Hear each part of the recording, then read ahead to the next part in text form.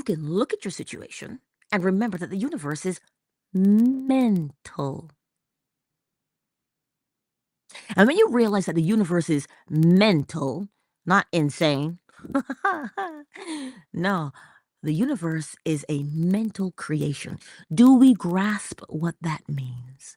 It means if I can generate within you an experience that we call truth and you run with it, the fact is you will keep recreating it in your own life.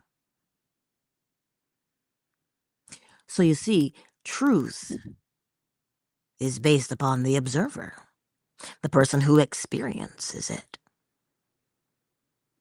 So that's why when we experience something and we hold on to that truth, the fact comes along and says, oh, so you hold on to that, you want that. Let me give you some more of it. That's the fact. So the fact is we prolong things in our lives that we deem to be true.